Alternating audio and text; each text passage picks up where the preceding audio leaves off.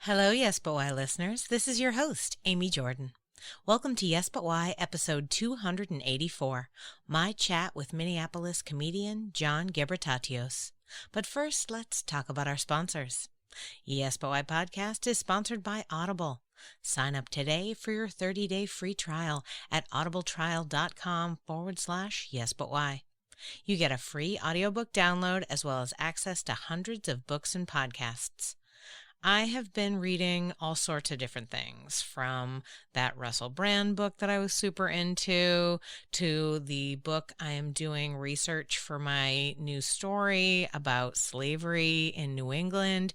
There is so much on there, and it is just so helpful to be able to just listen to it as opposed to pick up a book and read it. My brain just turns off when I have to stare at a book, but when I can listen to it, it absolutely makes sense. It helps me to soak in the information. It's just a different kind of learning, and I am learning so much with the Audible app.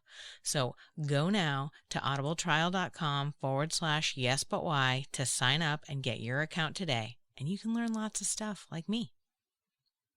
Yes But Why podcast is also brought to you by podcastcadet.com. Podcastcadet.com is the company that my husband Chris and I run to help podcasters.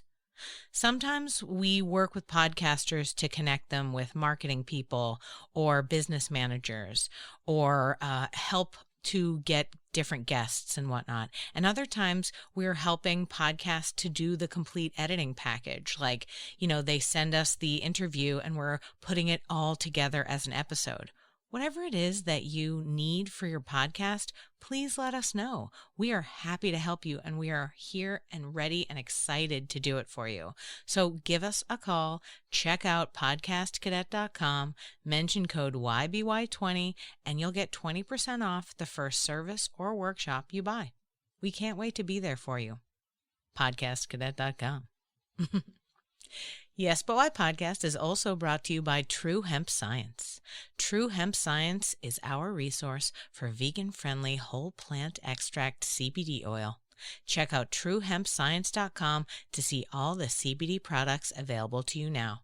There's all sorts of stuff on this website. You really need to check it out. It's not just tinctures or even lotions. There's also CBD that you can smoke. So if you're like, man, I just really want to smoke something, you can. There's like CBD bud that you can smoke.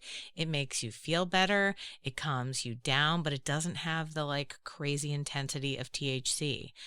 Plus, there's also CBD edibles, which, of course, you get with your order when you use the code YesButWhy7 to get 7% off your order of $50 or more. Check them out. They're really amazing. They're local to Austin, and I have met the owner. Good guy. So I'm telling you can trust him. TrueHempScience.com. This week on Yes But Why, I got to interview John Gebratatose, performer, improv instructor, and the director of diversity and inclusion at HUGE Improv Theater in Minneapolis, Minnesota. Over the past few years, John has become a leader in the efforts to change the face of American improv, making it a more welcoming and representative art form. Listen in as we discuss improv and what that has taught us about confidence, accountability, and commitment. This was a great conversation. We both really shared a lot with each other. I hope you guys get into it. I now present to you Yes But Why, episode 284, John Gebratatose and what improv teaches us about humanity. Enjoy.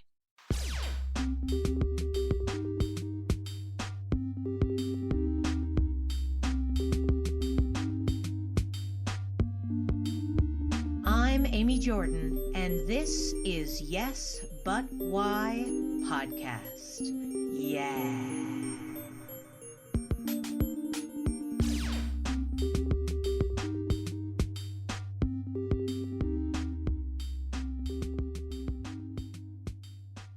For me, I guess creatively, everything had to be creative when it's a young black boy in Minneapolis, and it's, I don't know, the 80s, and my parents are immigrants from Eritrea, so I think a lot of the immigrant story I kind of like picked up, and was a translator and an only child.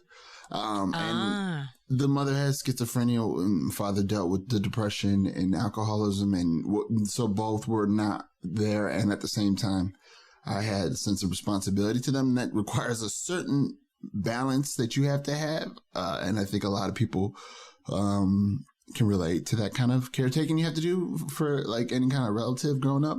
And here the creative part, I think, is me finding ways to seek out joy in darkness. So, man, I'll never forget so many things. Like one time in projects, a friend of ours' sister got into college, Carleton College. And it's like, one of these nice liberal arts colleges, and all the immigrants love it. Everybody, like, oh, get into a good, the education system. And then the top, Carleton College, they love her. So I got the crew together. We made a rap song. Celebrating her. Not only a rap song, we did choreo. So we had younger sisters from, friends. They did the backup dancing because we thought it'd be good to have backup dancers for the rap. And then it doesn't stop there. A truck one day dropped off like free clothing. So we just snatched up like, I don't know, 5 or 6 just black shirts, and I cut them up and just grabbed some paint. So we had like a matching look with the, like, I don't even know what the logo was or whatever we were called, Up the Hill Kids, and just having like a tiny event for something that's like, it's a pretty big deal. And, for kids to get into college, get accepted. But I don't know. It was like, in all this like darkness everywhere, everyone's family struggling.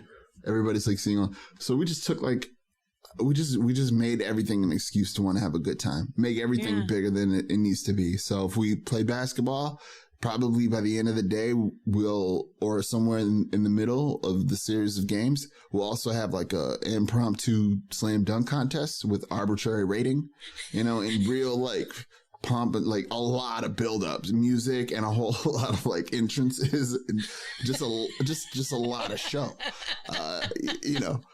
Just really, just for the fun of it all and the creativity, and that's like how you keep each other. You keep each other's spirits up, I think. Yeah, wow. It's so great that your friends in the neighborhood were all down to perform with you as well, though. I mean, I definitely found my theater friends later, but my younger friends when I was like in elementary school and stuff were kind of like, wow, she is loud and wild. So no, don't get it twisted. I had to sell it. I had to package it differently. I mean, this is, I wasn't saying, hey, y'all, have you seen The Sound of Music? Are you guys interested in Cats? Now I had to be like, you want to rap? Just like a challenge, like, oh, you got rap? You can rap? Can you rap? And then they was like, I can rap. Okay, well, why don't we do this? And then, once you hear one of your friends do like a verse, you just go, wow, we are not going back to whatever we were before. Like you just crossed and you thought that, you wrote that, and then you said it. You know what though? That makes me think about improv. Beautiful. Because exactly. Because it's a threshold. Like I'm thinking you're talking about like kids writing rap, and I was like, I couldn't write a rap right now. Like, and I would not be confident enough to say it in front of people. Yeah. It's not an easy art. Like maybe Sound of Music could have been easier. I know it was harder sell, but it was like, guys, listen, singing in harmony a lot easier than all of us coming up with a freestyle rap that we then do to celebrate her going to school. Like that's so hard. I know, but look, this is what the power of representation is. So if a lot of the people you see are like you who are doing it, you're like, yeah, I could do it. Sure. They're like me. If they could do it, and I hear people like me doing it around all the time, I could do this. I'll fail a little bit, but I could do it. Like that just is like, there was never a discussion about can I? It's just whether or not I would or wouldn't. I think that's kind of like was the assumption we had with everybody. And I mean, we had revelations like after to be like, oh, who put me on the flowing? Craig. Yeah, Craig put me on. And putting somebody on is like, I think what you're talking about too with improv, where it's like, hey, we're going to do this thing scary. I'm going to invite you and, like a trapeze act. I'm going to go ahead and just ask you to jump and you got to trust I'm going to be there.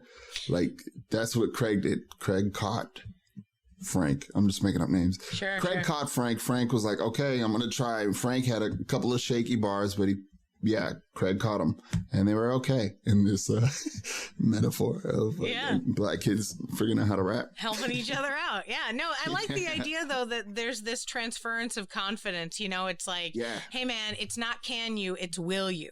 And there's something great about that. I wish I could live my whole life like that. Me too. This idea of I'm always like, I can't do that. As opposed not just like, it's not a matter of can't, it's a matter of won't. That's so strong and great. And that totally is the beauty of children, for sure. The confidence, there is no limit. I can jump off this bridge and it's going to be fine. And you add on top of that, the hood is just like a place where you have to be. You have to perform that. If you don't, you're doing it. Like, once you step outside your bedroom and you are perceived, you're putting on this, you just have to. You cannot not. And it just becomes culture. And then, people do therapy later and figure out oh, that's what that was about. Sure. Oh. Yeah. Oh, that's why. Okay. I understand. I like the idea that in this story, the people are going to therapy. How helpful. That's nice. I was like, I feel like a lot of masks I put on in my life, I am not talking to my therapist about. So I'm going to make a note about how I should mention that to him now. Hey, buddy, can we talk? I know that we're usually talking about me in my 40s right now. Could we go back to me at 5 and the mask I'm putting on? Yeah. Yeah. I mean, I don't know. Absolutely. But whatever stage you find in your life, if you're the kind of person that wants to perform, you'll find a stage. And I suppose to a certain extent, the fact that you were able to have these opportunities to do these performances, and that you're right, there is a sort of in child crowds, there's a lot of hey, I'm cool, let me show you how. And that's with fun. Excitement. Yeah. That excitement feeling. That's a good feeling to have before jumping in a scene. Not, if you take it verbatim, it probably sounds, or it reads a little weird, cocky kind of thing. That's a little weird, but more so confident that, it's beyond their shell. It's just coming from a place that's bigger than them, it feels. And I think that's kind of that's a good way to jump into a scene for me, or to begin a project or whatever. It's okay, I've made up my mind. I know I'm doing this. I'm all in, and I'm excited. And watch. I don't know what's about to happen, but I know it's going to be good. I just have a feeling in this, there will have to be some sort of weird catastrophe, like a hurricane, earthquake, to really ruin what it's about. It has to be something on a cataclysmic, whatever that word is. Cataclysmic? Yes. Cataclysmic Cadillac would have to come on and and derail that's a good feeling, is what I'm saying. Yeah. I really appreciate it. I wonder, I like the idea that everybody that you're growing up with also had this confidence. I have found during the course of my life that it was mostly just the theater people that I knew. I had no idea, but you're right. I feel that in my own self. I have the inner voice that's all you're going to do this. It's going to be great. That's right. And you're going to make it, and it's going to be wonderful. Yeah. And it leads into the theater that I do and the creative life that I live. But I only recently realized that other people weren't like that. I was wait, I'm sorry, what?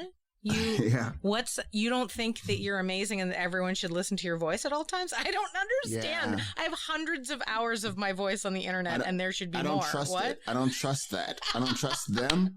I think they're phony, and we should hold them and prosecute them to the full extent of the law. I disagree. I would probably entertain that maybe they might have stage fright here or there, or normal reasonable insecurities, but I fully disheartedly disagree that anybody who's been in a project that's artistic or whatever didn't have some sort of you know what? not only am I gonna draw with a pencil the greatest Lisa Simpson, it will be hung in a museum. They will write papers. The papers will write about me.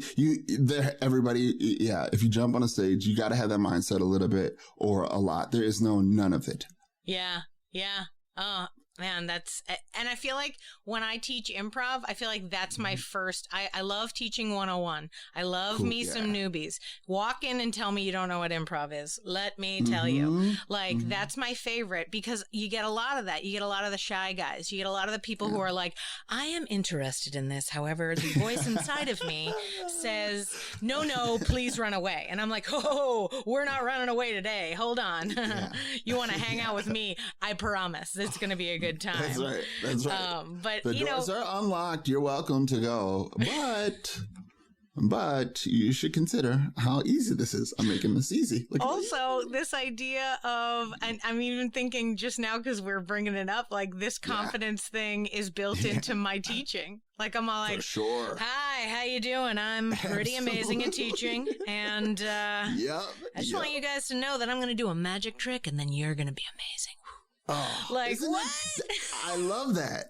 I love that. There is teachers that are like preachers, and honestly, those ones I'm not that isn't my style, but man, I love watching them go to work. It's so good. Like I got a friend, Alce Bruno, who we teach these workshops, and he is one of the best teachers I've ever met. Like watching him just in the workshop, just go into facts and a lot of great points, bring up historical events and give context and also give challenges. But all the while he's emoting, he's sweating, you know what I'm saying? And he feels it fully. He's like fully 100% there. There's been a few times, we have to stop, pull over, cry. Like it's moments that are just like rich. Cause it's like,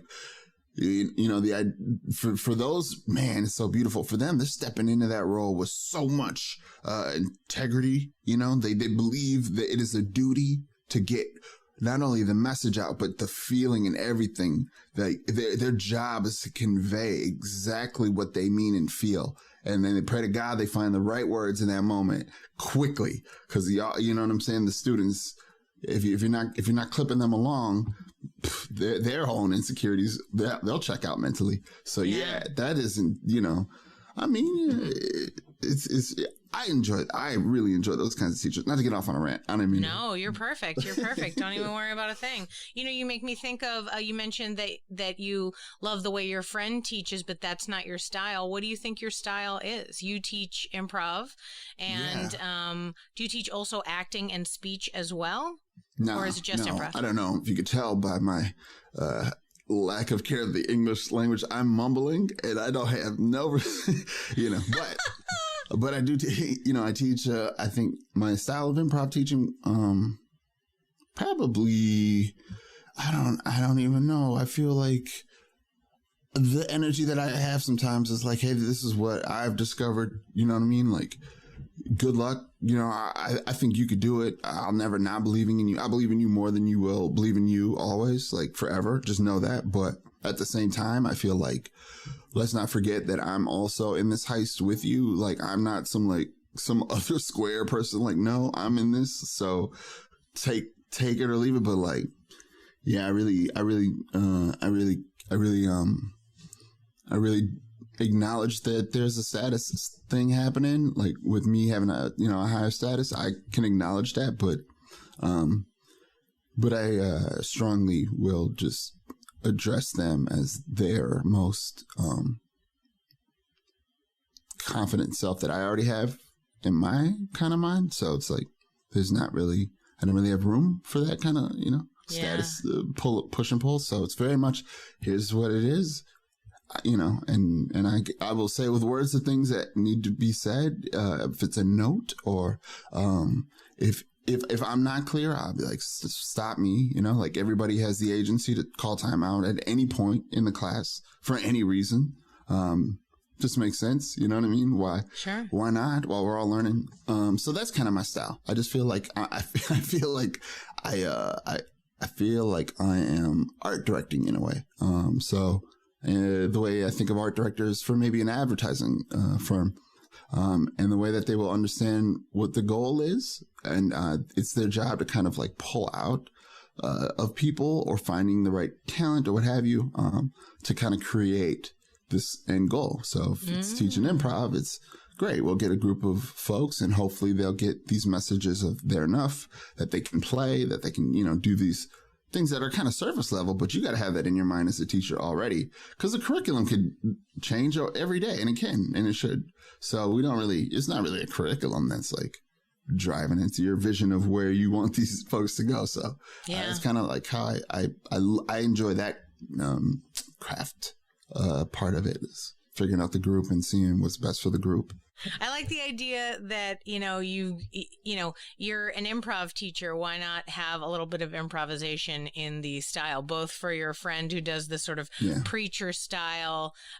He has to have the ability to, deal with what's happening in the room. But then, you're talking about how it's like, from a base level, I know you can do it. So let me just help you see your own skills. And that's beautiful. Something else that you mentioned was the idea of status. And I think that that's really smart to talk about, because I feel like if a big discussion that's happened a lot online during the pandemic, since we weren't in theaters doing work, everyone was like, hey, let's talk about what we do. That helped a lot, because I think it helped sort of dispel a bit of what the hierarchy is and how, like, anybody can be this. It's not about this guy's not necessarily better than that guy just because, he did this.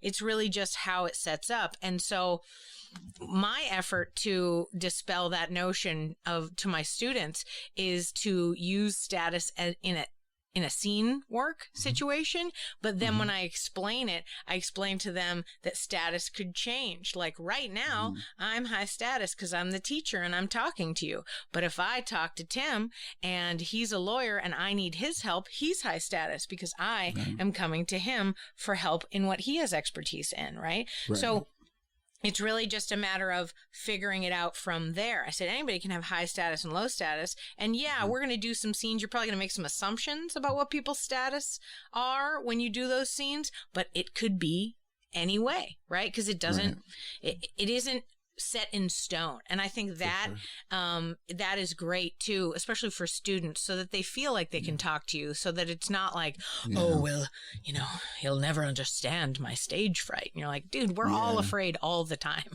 It's fine. We're just barreling through this with like bare confidence and total adrenaline, And to that, as a person who, I don't know how many years now, but I quit drinking when I was 21. And so this makes me think about accountability. So I will spell out boundaries if I'm aware that these need to be talked about. I love it because, you're right. Like this whole art form, and then teaching, and then with lockdown, everybody was able to assess, like, what are we actually doing? And I think in that question, I think a lot of people have discovered, like, oh yeah, accountability is important. What does that look like in our space? What does that look like in me? How am I going to keep myself accountable? I mean, to be honest, that is my favorite part of teaching, is talking about all the boundaries or whatever, because it's like, now we're focused up. I feel like, you know what I'm saying? What may seem like, rigid guidelines or whatever, it's saving a lot of guesswork and that other extra fear. Joe Bernardo says, like, improv's already scary enough. We don't need to make it scarier, having you worry whether or not somebody's going to pick you up in the middle of this class and you're like, I didn't plan for that in my day, So I like that. And I like to feel like, I just feel grounded teaching with these accountability things in place. Nah, because I know I'm not a good human being. You know what I mean? Like, I'm okay. I'm a human being and I'm flawed just like all of us. So these accountability things are so good. It helps me like focus on just the art, and I don't have to deal with the humanity part of this art form. I think it is really great to be upfront about boundaries and stuff like that, especially with improv, where it's like, hey, we're all going to make it up. So if there's something that you're like not cool talking about or doing, let's talk about that right now, because then we're going to go out and get on that stage and anything can happen. And people try real hard not to do those things that you guys don't jive on, but that's okay. Like, I want everyone to feel comfortable. Well, that's the other part too, is that like when you're making stuff up, you have to like establish that everybody can be comfortable with one another, right? Because there has to be a level of trust that can be had, or else you're not going to take the chances that you need to try. You know, the best improv scenes are the big leaps where you're like, I didn't think this was going to work, and then it works. You know, so you need to be able to know that the people who are around you really do have your back. It can be so tough. It can be so tough because, like, even we were talking about before, like people who are going on stage come in with some ego, like, and there's a lot of that, and there's a lot of trouble with that. You know, sometimes that gets in the way, and sometimes that causes people to have bad behavior. And, you know, that I think it's really just a matter of learning as you go along and trying to like take the lessons that you've learned. And for me, try to reinfuse them back to my students. We were talking about not having a curriculum. When I taught 101, I had a curriculum, right? Because I was working for a theater, and it was the same stuff that I taught every single time. It was sort of the base level of what they needed to know before they did the other levels and, you know, tried wacky stuff and, you know, jumped off the bridge. And I was like, here's how you hook up your harness, and this is what you do, and this is your safe word, you know, like all the things that I'm setting up or laying the groundwork. And so they were the same things over and over. But were they always the same to me? Did I always teach them the same? No, because my life experience, my experience in the world, and my experience in improv have illuminated different ideas. So sometimes I'm really focused on, you know, status, or sometimes I'm really focused on character. Sometimes I'm like, oh my God, the key to the whole thing is, you know, and it's different every time. I mean, I've taught hundreds of 101s, and I bet you if I were to tell each class the other random thing I said was the most important thing, they'd be like, what? But you told us. And I was like, yeah, man. Hey, at the moment, I really thought that was the most important thing. But then 6 months later, after I'd taught that 20 times, I was like, but the real thing is, you know. So I think it's a matter of allowing yourself. You were talking about earlier, I'm a human, so I make mistakes. I also think we have to allow that we are evolving human beings, that we are people who learn and change. And when there's stimulus coming in from here or there, it changes the way we look at how we present ourselves or what to say, you know, and to bring it even into the idea of the pandemic talks that we've had, where it was like, what is the accountability? How should we be acting? Now that we've learned that, now that we've had that discussion, that leads us to the next level of like this beautiful art form that really can be beautiful if we, like you said, we open up with the discussion of accountability and the discussion of boundaries. Let's truly, what can we do to truly have trust? You know, and that's a tough thing. Woo-hoo-hoo. I don't trust anybody. But when I'm on stage, I have to really look and be like, okay, who are these people, and how much do I trust them? What can I do? And, you know, and how safe am I? You know? So I'll add a practical thing on, just to add a little thing, because I just recently, we just had a thing. So this is the little practical takeaway. Well, this is the saying we love HUGE is protect people. You know, that's just it. We protect our people. That's all. And so I was just at another show somewhere else, and there was just a patron that shouldn't be there. That was there. That's all I'll say. Yeah. And you was just reminding me, like, talking about when you're on that stage and you gotta, okay, I'm performing with people, I gotta trust them. And well, there's just, you know, we also think about, like, strangers are walking in off the street to come see a show in a new world that we're in. So we gotta think beyond just the legit stage spatially. You know, it spreads all the way out beyond the walls and the parking lot and so forth. And I think the more we think that way, I think just that feeling that I like of tightening things up so that people can feel free. And that's just, it's nice to just have those things in place. Yeah. So yeah, having a whole, I mean, not to, it's boring, but it is kind of important to just know what the plan in motion would be if X happens. If this kind of event should happen, if somebody should pop up in off the street, what do we have in plan? Like, what's in place for us to do? Does the staff know this? How do we tell them? How do we practice it? We got to think about all that now. I don't like think it's anything to really take lightly, and because it's a coveted thing anyway. This special thing is fleeting. This performing live is kind of special. So why not give it? The best setting it should be on. Mm-hmm. Absolutely. No, I don't. I think it's a very important topic to think about. You're listening to Boring Hour with John Gebratatose. No, no, just kidding. No, this is not boring at all. Absolutely not. We are in a new world right now, and the tone of everything is a little more dangerous than it used to be. Everyone's a little bit more on edge about everything all the time. And it is tough. It's tough to ask people to put their guard down. Oh yeah, I'll take a story. Don't call it boring, because it's not. Okay. It's a good story. Okay, everything that you're saying so far and in the future, not boring stories. Important, because this is the world that we care about. All right. Well, get ready. I'm winding up. Here comes the riveting story coming your way. No, can't wait. This has actually been, we live streamed it, but there was this incident where at the end of the summer, we had a BIPOC improv intensive. And on the last day, it was just a 4-day class. Me and Joe Bernard co-taught lovely short form intensive. Great. All BIPOC students. On the last day, one of the students, Sonny, is dear to my heart. Sonny was like running late, and I'm wondering where Sonny is. Sonny finally calls. I answer, and the first thing I hear is, John, I'm going to be late. I'm in the alley, and I'm stuck. This truck pulled up in front of me. It's these two white guys. I was like, whoa.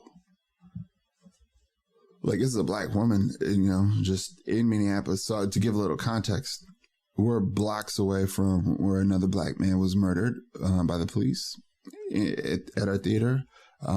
It's uptown as well, which is, I would say, where gentrified sections go to play in their bars and try to experience nightlife that isn't so downtown. It's an artistic kind of like mashup of, and there's a big lake over there, which is another symbol for resource in the city. It's like one of these areas that were just cut, like the mayor will put money down to protect certain pockets in the city. We know that, and this is one of those. All right, I think we got it. I got it. We got it. All right. So I appreciate the explanation. I don't know anything about Minneapolis, so I appreciate you. Yeah. And so I just quickly, I'll give you how I went in my mind. It's all live streamed too on Facebook. So if you anybody can see it, but, this everybody understands this feeling of like a mama bear, like that protective drive that just comes out. You're just like, whoa, it is happening. And you go to another place. And so that kind of happened. And then I just saw Jill was talking to students at time out. I was like, time out. And then Jill was like, what's up? I was like, Sonny called. She's in the alley. These two white men are in the truck and they blocked her. Boom. I couldn't even finish saying that. And Jill got up. We was started marching to the back alley. And sure enough, there was Sonny. And I just told the students though, before I went to the alley, I was like, look, we're going to go to the alley and take care of a situation. You're welcome to join in solidarity with Sonny, or you're welcome to stay here in solidarity with Sonny. But this is what's going to happen either way. Do not feel any type of, it was quicker than this, but I really was trying to convey, whatever you do, I'll support your choice. Mm-hmm. And I think it's great. So boom, we get to the alley, and then that's when it really set off. There was really a pickup truck blocking Sonny in her car. Imagine being a black woman and just two white men in a truck are just cussing you out, real tough talk, back up, blah blah blah blah blah. They're probably saying all kinds of stuff, and it just you know, it's already hard, right, to just be a Black woman. We just know factually that there's a lot that is in place that is an obstacle and some. So just like looking at that, like you don't need to have very many assessing skills to realize like optics are horrible. You're harming and you're doing huge harm. Like every second that goes by is like major like impact having on Sonny and now everybody else who's like witnessing this. And it's just stubborn, racist, inherently misogynistic white men. That's case in point. They legally were in the wrong.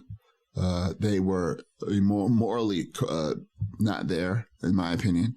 And it was just a back and forth. So me and Jill had to, you know, in real time, you're watching me and Jill in real time figure out our system for handling, you know, a situation that goes beyond our brick walls in our theater. What happens when it's in the parking lot? We're in real time trying to figure out whatever the appropriate line is, because these two white men have gone so way out of their way to try to scare and you know, bring just a violent, like just authoritative, like kind of like statement. I don't even know why. There's nothing beyond just they were wrong. That makes sense. After that, they're wrong. That's it. And racist. I just completely forgot to say this was racist. Like I just kept telling them, like, this is racism. You are racist. And we learned a lot throughout the whole thing. Joe at one point was like, well, I don't know, trying to find solutions. And there was like, you know, the only solution is they have to back up and they have to take accountability for what they're doing. There is no other, that's just kind of where my mind went to with that mom bear protection, right? There's no other way, because in my mind was if they think they could do this today, well, you know, I forgot to also say this guy lives right next to the theater. So him going in the alley is him going to what he thinks is his home. So he's bringing this like I'm home energy, but it's like, no, you live on a block that has an apartment complex next to the theater. And what divides us is this parking lot that we pay rent on. It is ours. And it gets deeper too, because the landlord of his apartment is also our landlord. So our landlord has been reported to have been a Nazi supporter. He financially supported David, the politician. And they released, you know, who's made donations. And this politician was like particularly known for being a Nazi supporter and a Klan's Grand Wizard, you know, supporter. So that was our landlord. And when confronted about it, because he's one of these people in town that owns a bunch of properties and bars or whatever, you know, he was outed. And now the whole city's like, you know, trying to cancel him. But it's like, how? Because when people own property, they just get to own property, and the world, you know, we don't have laws in place that says you can't be a shitty property owner, because they can be. And that's what he is. So he's tolerating this tenant, right? That's harassing us. In normal circumstances, I believe a tenant would hold that person accountable as much as they can, especially as it infracts on our business. I'm not even talking race. I'm just talking, if we're going to go just straight up monetarily, that's a horrible tenant to have, because you would think he'd want to keep us. But this is the other issue.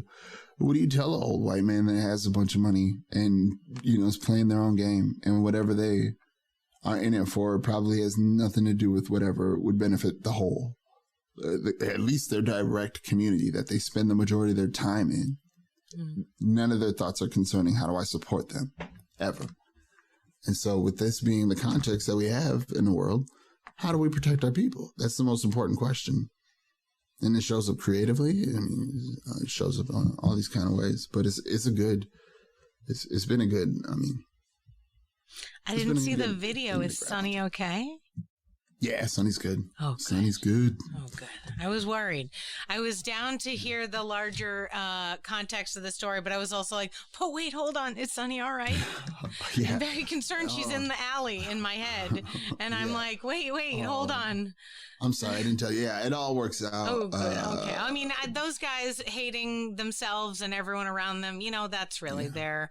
The idea of choosing negativity is like mind-blowing to me, especially when the world is just constantly showing, like sending negative stuff at you. Yeah. Like, why? Right. Why is that what you're putting out ever? But I don't know. I think it's really born of how much you feel confident in your own ability to be, taken care of in that moment. Like I have this hubris that says I can be the mama bear. For sure. Yeah. All the time. As you're telling the story, I'm literally imagining the alley next to the theater where I've spent most of my time in Austin and thinking like, oh man, what would I be doing? Oh man, I'd be throwing punches. I'd be yelling, and then also thinking of the various people who I have personally kicked out of the theater and like what was that about and how that affected, man. I mean, I've definitely mama beared a lot. Let me ask you this. With all that then, with everything you've been through, what is your work in improv taught you about humanity? Say again, what's the question? What is your work in doing improv so far? What has it taught you about humanity? Oh, that's a good question. I'm going to say that working in improv has taught me about humanity. I think the number one thing that I've learned is that like no one believes in themselves. 0% of everyone believes in themselves. Like we talked about earlier, performance people tend to come in with confidence? Yeah. But that's the drive that leads somebody in the way that a person who wants to write a novel always has ideas in their brain. Like that's just who we are, right? But that doesn't mean that we don't also have the voice inside your head that goes like, yeah, what you're doing is a wrong move. You shouldn't do that. But will they hate you if you do that? So I think it's part of, after I taught for 4 or 5 years, I started opening every one of my classes with a speech to the students about how I acknowledged that they had a voice in their head that told them that they were bad. And I know it's there. It's in me too. But while we're here every week, I just want you to ignore that voice just for 2 hours, not forever. I know you can't. It's tough. I can't. But while we're together, I want you to ignore it. And I will be here as your anchor to save you. If there's a real reason why that voice needs to tell you, hey buddy, stop doing that, I'll mention it. I'll be that voice for you. But I don't want you to listen, because usually that voice is just there ruining a good time. Like it's not going to help. And that in and of itself is what I think begets all negative behavior, is that we don't believe in ourselves. We don't like ourselves. We think that we are making the wrong choices.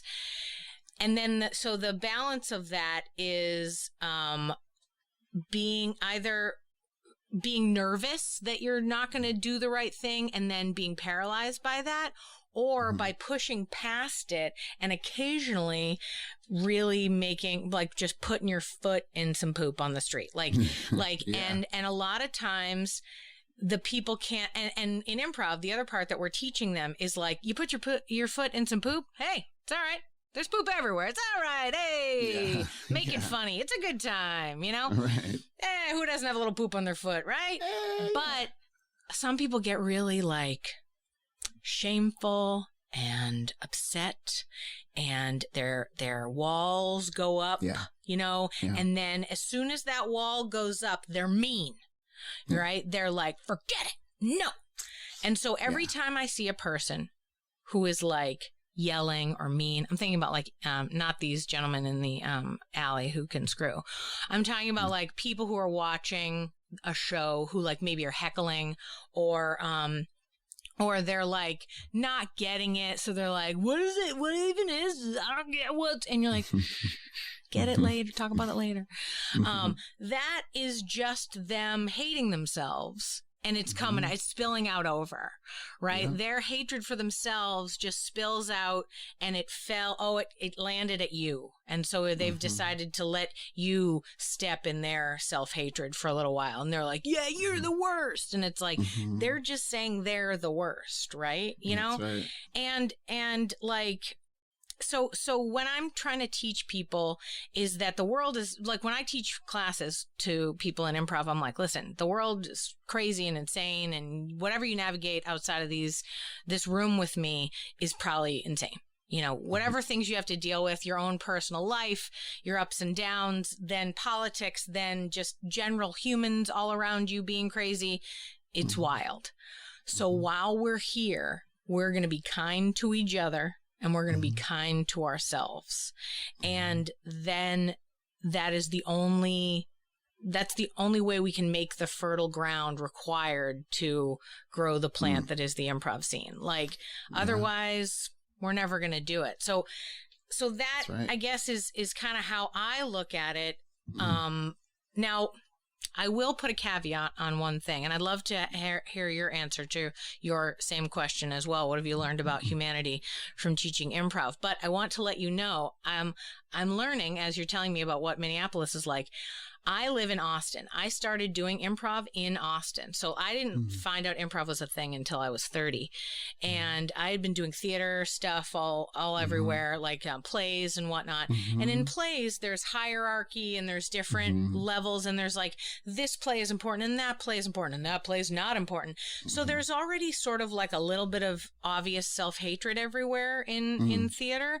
But in improv, it acts like it's, you know, sweet and kind and wonderful, right? And my personal experience, well, two things. One, Austin, I always say to people, is a magical wonderland. I am from Boston, as I've mentioned. It's a rough and tumble kind of place. There's a lot of yelling and hatred. Everyone hates each other and themselves. And warms my heart. So familiar. And then I moved to New York, and I make a joke that I'm the only person in the world who ever went to New York and was like, oh my God, everyone's so friendly. But New York's still tough, still rough, you know. When I moved to Austin and people were like, this town's not any good, I'm all like, are you kidding? Everything works. The roads are complete. There's like, there's a choice of 3 or 4 apartment complexes that will allow me and my bad credit into it. I feel pretty good. I think like this place is all right. And then I found improv, and improv was this beautiful landscape of yes and pleasantries and loveliness. And then, and this is where my story goes a little rough, and I don't usually talk about this on the podcast. You're getting it out of me, John. Hey. The school that I came up in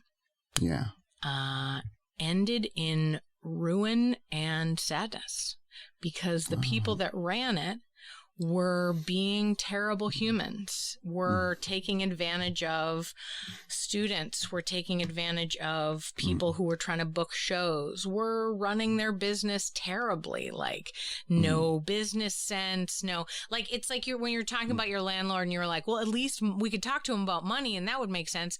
These people who ran the theater that I first came up in, where I tried to be the mama bear, where I tried to create a safe space, were essentially behind my back ruining all of that. They were stealing money from people. They were trying to exchange sex for shows.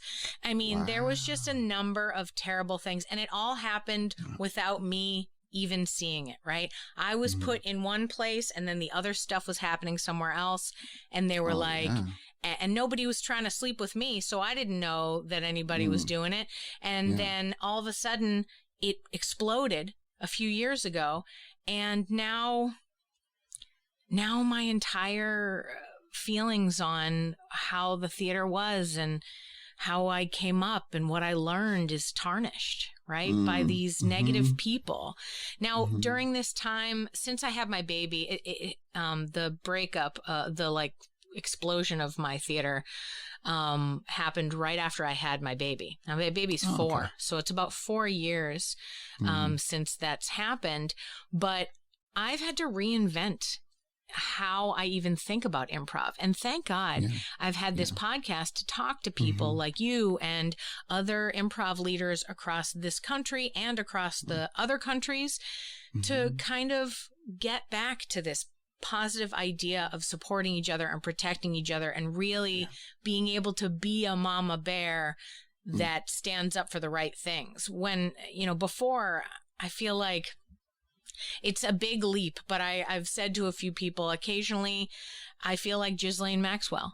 Like, I was like, was I leading lambs to slaughter? Like, I'm sorry. Ghislaine Maxwell was the gal who was bringing little young girls to Jeffrey Epstein and his cohorts. So she was the gal who was like facilitating it. And I was like, was I facilitating terrible things happening to people? Was I like helping this predator to get his prey? Like, and so improv as a practice has shown me that people are hating of themselves, and the hating of yourself can go so far that it's not just about ruining your own life. It's about ruining other people's lives. So sorry, my story was like super big, but it's like a larger, it frames everything. Whenever I'm talking to people about improv, whenever I'm talking about building communities and all this talk that we've had about safe spaces and trying to make sure that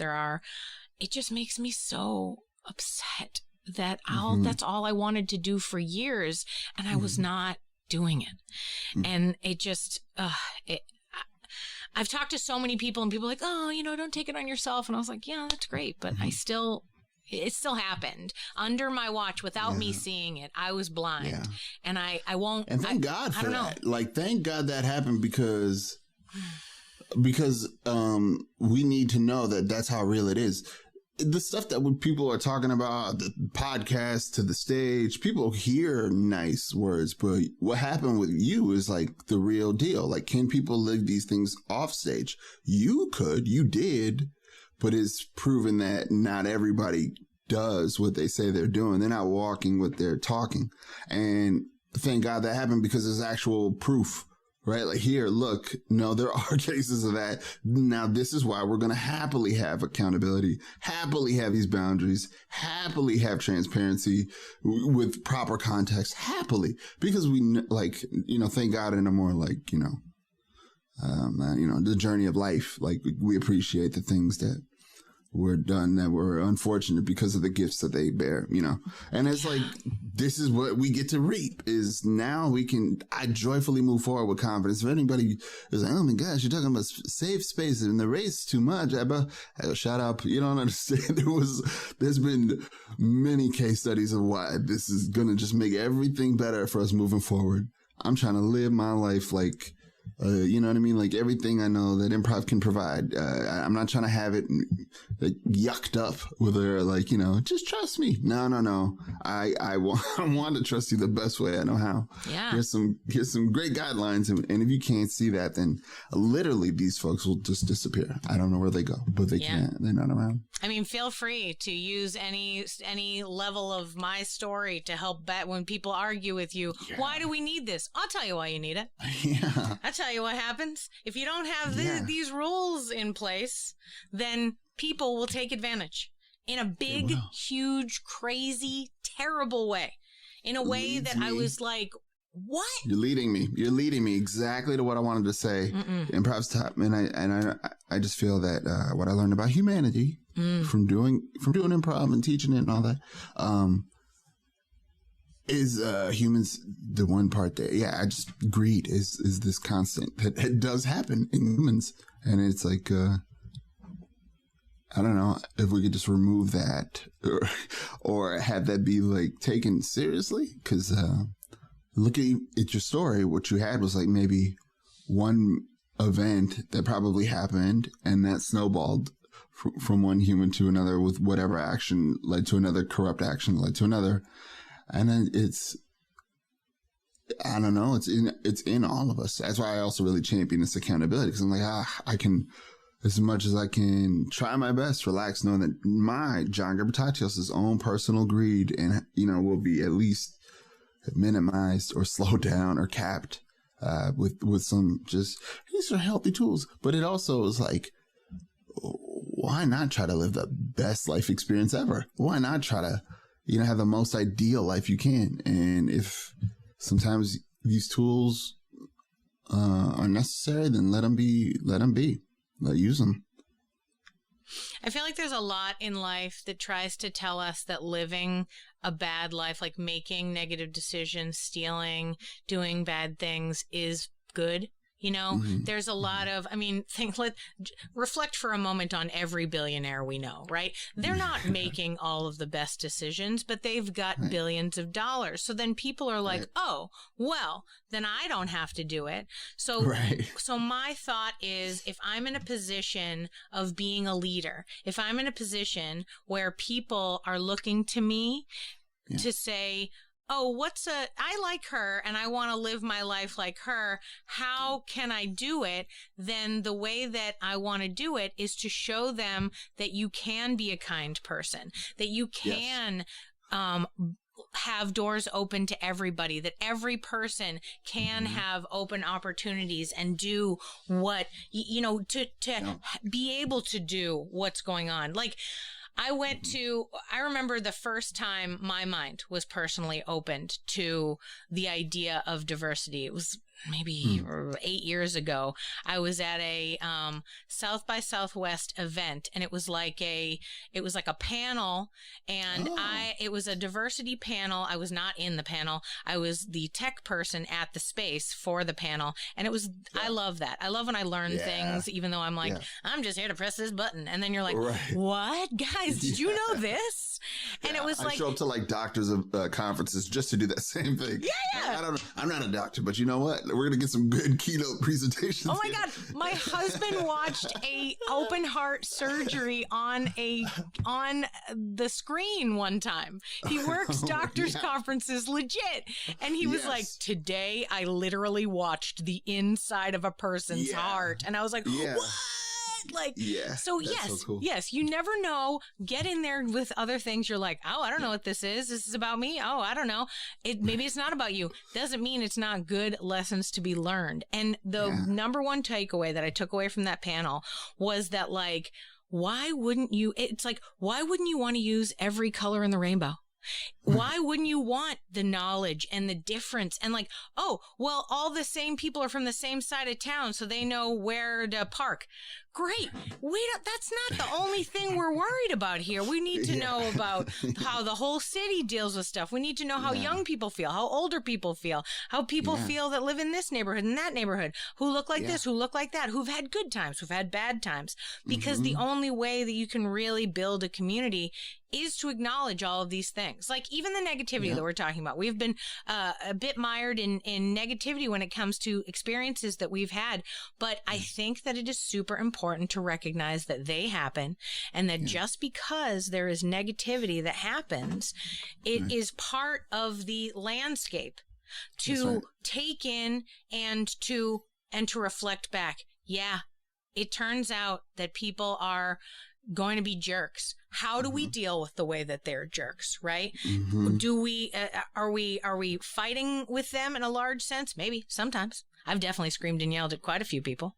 But, are there other ways to deal with it? Yeah. I've had some quiet discussions about why people can never come back to the theater. I've had some just me and the other person in the space where I do that all the time. I think I'm invincible. Like I had this one guy and I kicked him out of the theater, but I stupidly set it up so that like he would come and meet me and we were like alone in a space when I was like, let me tell you the reasons why you can't ever come back to this theater. And then when he left, I was like, wow, that was super dangerous and you probably shouldn't have done that.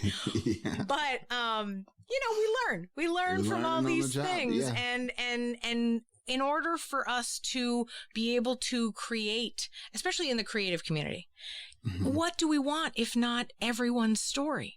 What are we interested in if not the myriad of perspectives in the world? Gosh, I mean, how did half of us got into acting because we were like, I would like to see how other people perceive their lives, not mine, like, so I'm going to do this role and what's this? Oh, he grew up in an orphanage in England. Oh, interesting. Let's figure out what that's like, Why wouldn't we be more open to every single voice and every single performer and every single perspective and idea, especially in improv. Oh my God, give me more ideas.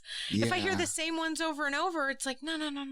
Yeah. I want new ideas, new excitement. Yeah, absolutely.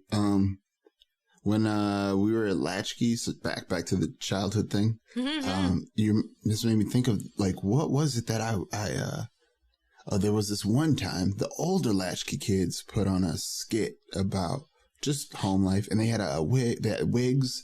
One of the kids dressed up as grandpa and grandma, and I saw them eating real Pringles though while doing this little like skit play for us, and I was like, whoa, they can eat real food. Like, so that made me wonder about commitment and how cool that is to see when people just commit to the play too. Like, they're just like, I'm this character. And I was like, I know this dude, he's a problem. Like, he's not for play.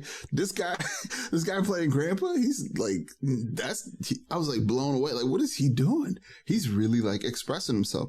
I was like, I was transformed in a like meaningful way. I was like, this dude who rarely talks to people, he's kind of aloof, he's dangerous in his own, he's like an older kid. It was just, but he found a thing, and in watching him do that, I swear to God, I just saw like a magic trick like happen moment to moment to moment. I was like, he's still in it, and this is not a bad play. And it was like my first time watching theater was these people that I knew, so I was even more like, oh, this is like, it's a part of what we do. I just felt like I'm a human. I'm probably like 5, and this is a part we do this. So when they talk about the arts not being, of value, I don't know. However I can measure that, I would say it's like insignificant. Like, that changed me profoundly. I couldn't go back, and I had a tool to like not only cope but express myself. And how else can a young person with immeasurable odds stacked against them like navigate without some sort of device? I thank my lucky stars every day that I can at least talk so that I can be charming if I can be. That's my luck. Like, I would be unhoused for sure. I know me. And if I didn't have this ability to just be like, hey, couch surfing or whatever I need to say to like get where I need to be, I would be out there right now surfing somewhere. Forget like, an improv, anything. Like, no, I would be looking for food, water, shelter, maybe a cell phone. But luckily, I know how to talk, and it's helped me a lot. And I'm just like, wow. So yeah, I think a lot about that, and how, take it or leave it. But I like to think of like all the time, like, why am I doing this? Where'd this come from? Why do I want to do this? And that keeps me grounded to know that like, oh, it's just something from within that I can't really fight. So it's just going to have to happen. Yeah. And whether it be, an improv or a movie or writing an advertisement, whatever expression, whatever way, it'll probably be the same. Like, it would be the same, sense of like need to do it and do it like with all of me. I love that the kids in your neighborhood are like writing plays. By the way, I like that you called it Latchkey Life. I was like, is that the name of the play? It should be. It was great. No, I mean, that's legit. I'm like, dude, I understand. Like, when you said Latchkey, I was like, what? Let's write that cartoon. Absolutely. It's just Netflix. For Gen X. Like, people are like, yes. What do you mean? I would never let my child home alone. And you're like, oh, okay. Well, you must be young then. I get it. Yeah. You're like, what? I was alone tons. Like, to the point where I have a sister, right? I have these huge memories of just being alone for hours. And I'm like, where was my sister? Like, what was I doing? How did I do this? Right. Oh. I was in a kid. I'm derailing, but I love this idea. It's not okay, but it was our real life. Like, sleeping in the kitchen on the kitchen chairs. I would like stack them next to each other and be there like 1 o'clock in the morning until like 5. You know, when one parent was like, or they had to like overlap. It's like, yeah, sometimes you're just going to have to face the scariest time of day alone in a dimly like kitchen. Like the idea of like, am I looking at a person staring at me in the corner, or is that just like a coat hanger? Like, I played that game so many times. It just removes a fear now where I just go towards the thing. I just go, no. What is it? Like you just get, you know, I feel like our generation just kind of has, you just kind of, you know. I am always walking into dark alleys I shouldn't walk into. You're totally right. I'm like, I'll find out. And I'm walking directly. I'm just punching forward thinking, well, I'll hit someone if they're there. Yeah, because ghosts are real, ghosts are not. Who cares? Either way, we'll figure it out. All right, like, all right, but is it the kind of ghost that can hurt me? Because if it's not, then, you know, good luck to you. You're dead. I'm not. So right. I'm going to eat these Pringles. And exactly. Sorry, don't be jealous. Yeah. Yeah. Oh man, that's funny. I love that the neighborhood was so theatrical. Is that a function of the fact that Minneapolis is like a huge theater town? Like, I mean, there's like theaters constantly everywhere all the time. Yeah. If I learned anything when I was growing up, taking theater classes and went to college for theater, everyone was always talking, oh, Minneapolis, oh, it's amazing, so much theater. I mean, is that why you guys are doing plays? You're like, honestly, it's what we do. Honestly, that has to be 100% the reason. And God bless those white women who were married to wealthy men back in the day when they decided to bring arts to the Twin Cities. Because I was able to be a patron of latchkey kids or whatever, you know. Latchkey life. A latchkey life. Trademark. You know what? There was a lot of field trips to the theater now, looking back at it. I mean, we really, I guess it is. We have trained all of us to really appreciate live theater. Like, everybody is a good patron here. Like, people know what type of audience member to be. I believe that's also why this is good for music, because people know how to be good audiences for music shows. I think, it is good. It is really good. It moves people. My friend Jack Ruller, he was the founder of Mixed Blood Theater, one of the many theaters, but he's like the founder, and he's retired. Now he just retired. This is his first year into retirement. And I was like, what are you going to do? Like, you've just been producing and making. What are you going to do here in the Twin Cities? Like, and he was just like, I got in theater because I wanted to help, but I think I want to pick a route that helps in a more like action concrete way. That's like real time. Like, I believe you said, something like a mediator, right? Like, somebody going in neighborhoods and kind of, resolve issues that can be high conflict, a lot of tension in these areas. He wants to bring direct, action to that. And I respect that. I totally get it. Yeah. And I think that's been a lot of the dichotomy or the different ways that I see from my point of view, from John Gebratatose.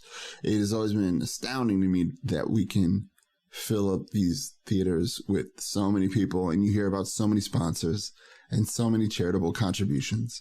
And at the same time, you walk outside the theater and there's literally people strung out, homeless, and can't afford anything.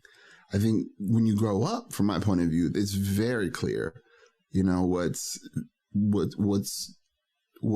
society's trying to tell me what my role is going to be. I'll say that.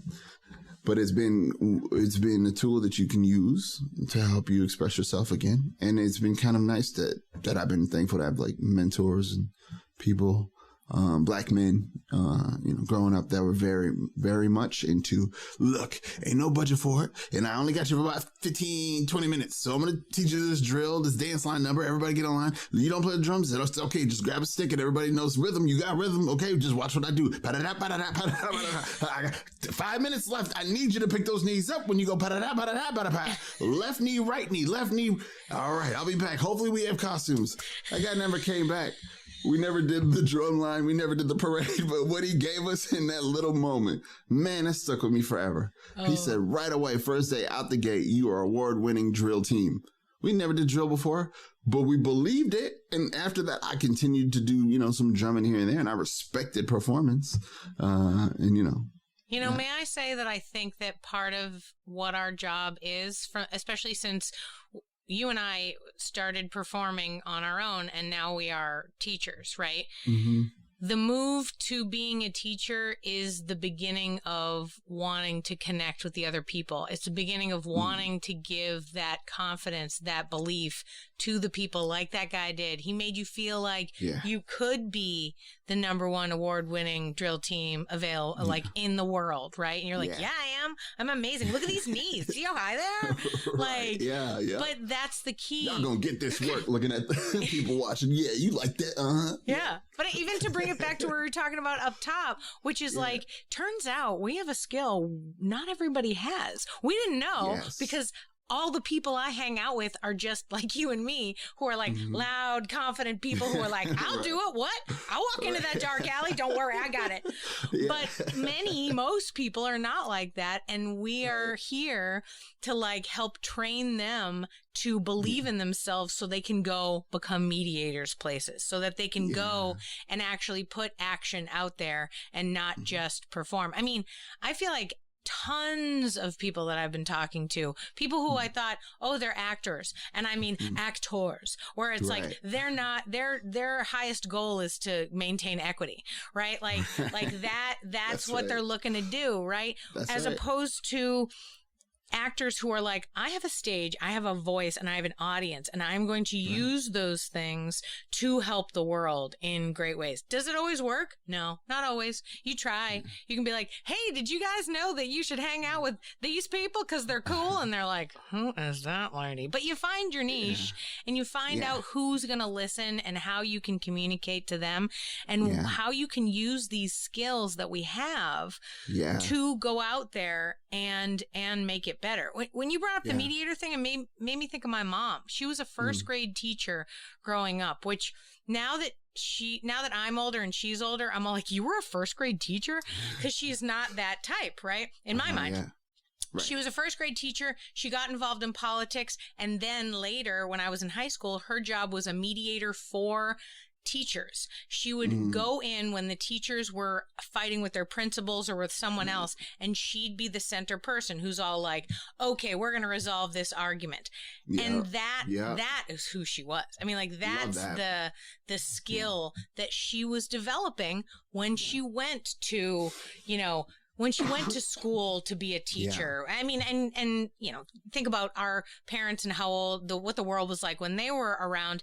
She was like, she went to college and people were like, what? You went to college? Why? Why don't you just marry a rich man? And she's like, that's not really my plan. Thanks though for the thought. And she's like, she got a degree and everyone thought she was crazy. They were like, why waste all that energy? And she's like, I'm going to change the world. Okay. And she does, keeps in contact, does that stuff.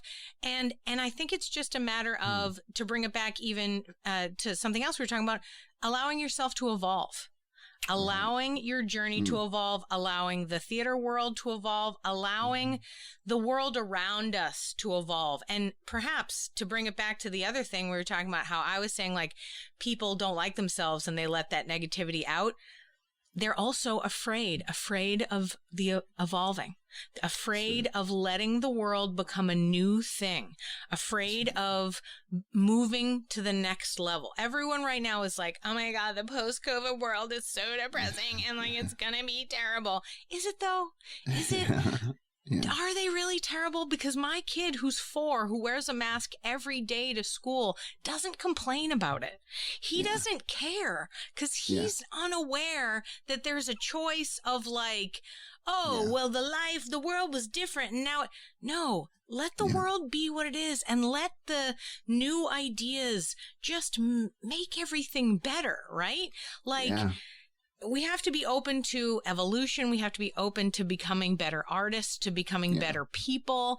And if we're not open to the journey in a larger sense, like, we won't be able to do it. We won't be able to make the world a better place or even just make the world livable. Yeah. Yeah. Absolutely. Yeah. I like that so much. And I think Yes, and the component is because I'm thinking of a person like myself who would probably hear this and be like, what? What in the puking rainbows and unicorns and daisies? And no, it's not like that. You're saying, you're making a bed that you want to sleep in. We all know that now. Let's make the bed you want to sleep in, like for yourself, like hold yourself up in your own accountability, like step into it. And then, but like, also know that that's pretty cool. Like the world is going to be different, but guess what? It was going to be different either way if there was like a pandemic or not. Like it was going to evolve regardless. And this is the point I want to highlight that I think we don't touch enough is the world will be different and hard, but for who? For you? To what degree? And I say that because the feeling that I tend to feel a lot of heartbreak about is I've seen how a pandemic can look in other ways, like right outside our theaters. Like I know many of people that have been destitute and struggling, and nobody cared, and nobody who had resources was able to provide them with proper care. And so when I hear like a lot of folks, I just feel like, man, this is probably the first time the fire has like been this close to your feet. And I hear that and I get that, but I just want you to know that's like this places you can take that energy if you're really that concerned about the fire, because it's been ablaze for a long time. So I want to add to that when we talk about allowing the evolution to take place, take that into account while we're allowing. Yeah. That's smart. I like that. I like the fire at your feet metaphor. I think that's really great. Like, I'm sorry that this is the first time that this happened to you, but it's here all the time for most of us. And these are helpful ways for you to handle that. You know, sometimes and I need you to know this. I need you to be aware and part of this team that's aware. Like, I need you though. I need you to be good to yourself because I need you to join this. Like, we need you.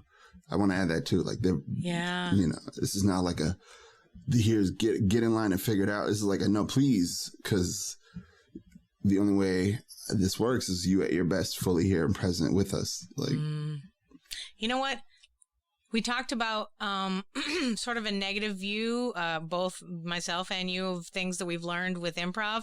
But one of the things that you just made me think of that I love about improv so much, and that I didn't see a lot of when I was doing other theater, is that it's a team aspect. We all have to be in it together. And like you said just now, and that was so on point, the idea of like, we need you. We need you to take care of yourself so that we can all be in this together, because we work better as a team. And that is such an improv thing. Like, once I got into improv and I was like, I don't have to be alone. I don't have to just figure this thing out by myself. We can all do this as a unit. And the other thing about the pandemic, which is tough on one side, but great on the other, is that my community, my team is now everywhere. Yeah. It's not just Austin. I mean, again, Austin, wonderful improv town, great people. Even when my school had the negative thing, every other school in town came in, swooped in to help, to have our back, to take care of the people who were lost and hurt and in pain. And we, as a community of 5 or 6 schools, improv schools, created like solid rules for like what we were going to allow and what we were going to have okay in our spaces and stuff like that. And that's great.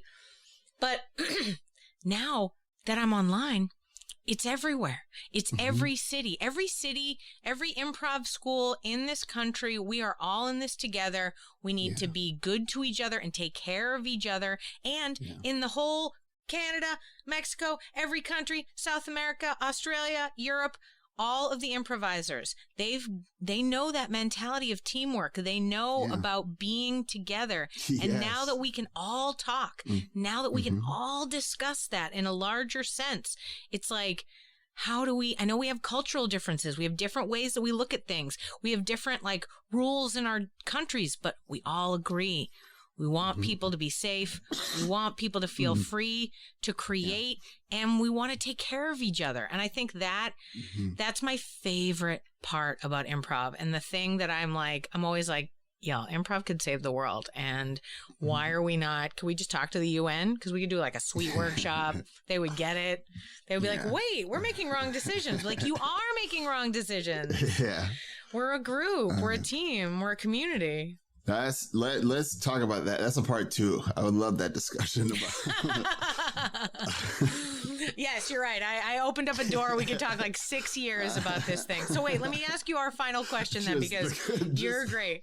Can you imagine talking to a politician? Hey, stop everything you're doing. Have you ever played Bunny Bunny? I think this whole bilateral thing's just a little off kilter. Let's just warm up with a little, clams are great or whatever. You pick the item or animal or beans, whatever. Before we start voting, okay? Listen, Israeli army, let's just calm down for a second. Yeah. Let's just do a quick game. Let's just do a quick round of next silent thing. Count to 20. Yeah. Silent count to 20. Nobody, okay, eyes closed. Okay. All right, we're going to do this. It's going to be great. We're going to play a game. It's called New Choice. It's going to be good. It's going to be good. Yeah, that's right. Well, North Korea, South Korea. All right, you two are in the scene. New Choice. And let's go. Oh, yeah. That would be, I think that's the answer. Yeah, could you imagine? Wow. I mean, I know that it sounds ridiculous and insane, but if we could actually accomplish it, it might be all right. I mean, absolutely. Wow. Absolutely. So intense. All right, everyone, bring it in for one last round of Hotspot. We've got translators in your ear. Just no wrong choices. Come on. Yeah, sing along. That's right. I love a good Lithuanian folk song myself. Let's do it. That's right. Oh man, this would be great. I'm telling you. All right, but wait. So we've had a great deep discussion today. I love it. But let's talk. My final question for you is going to be about, for you, this has been a wild time, but you're a creative person. You're creating things. What is it in the world right now that you are using to creatively fill up your own cup? Like, what are you doing to make yourself, grow and evolve creatively? Yeah. Ooh.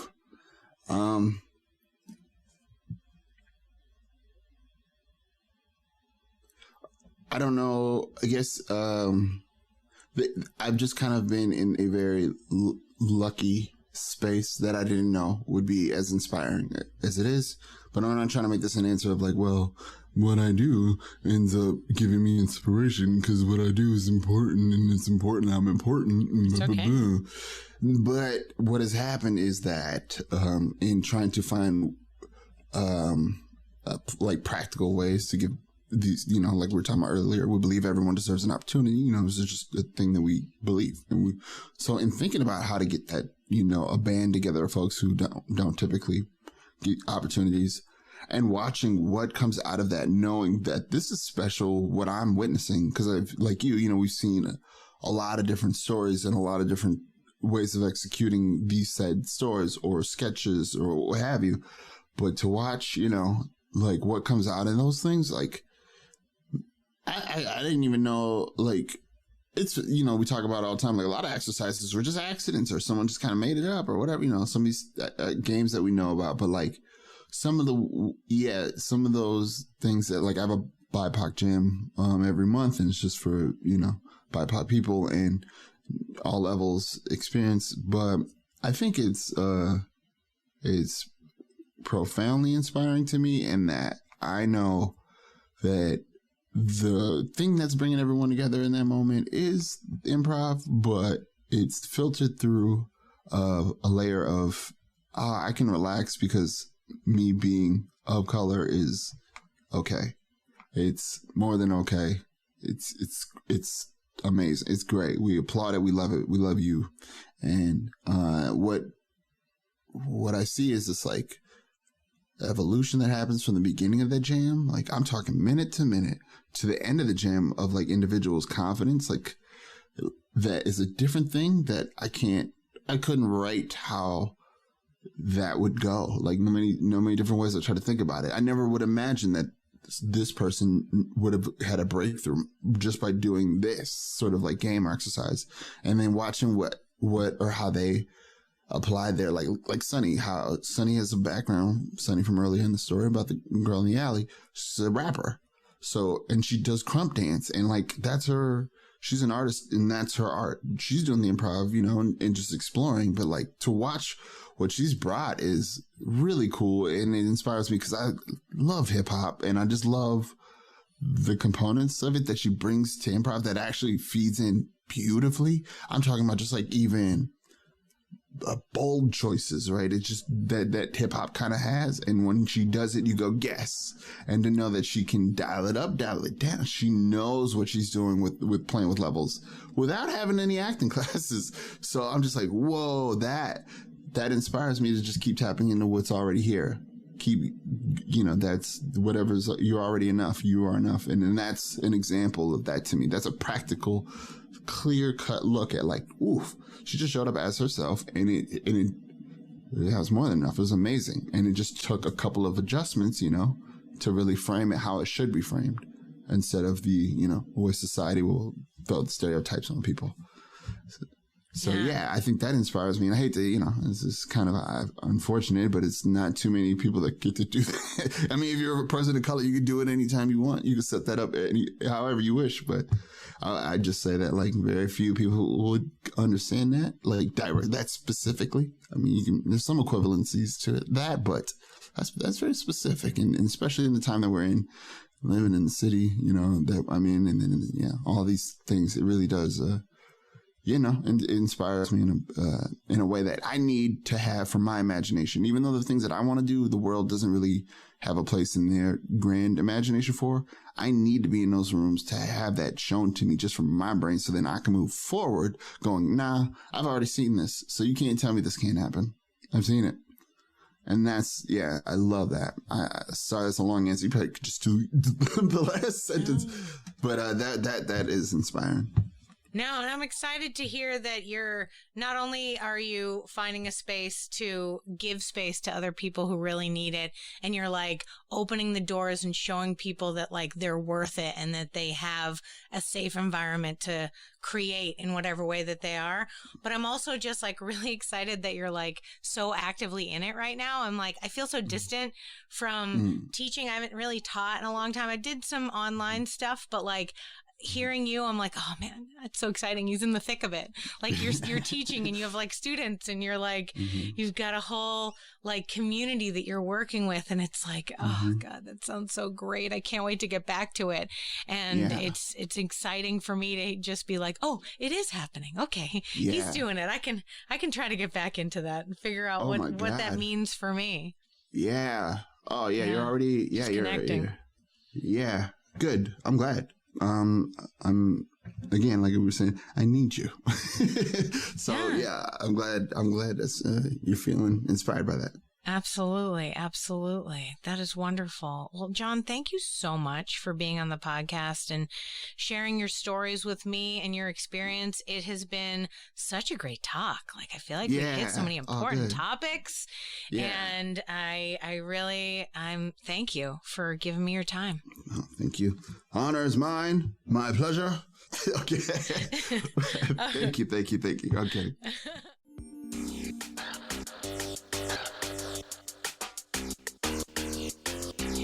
Thanks for listening to Yes But Why Podcast.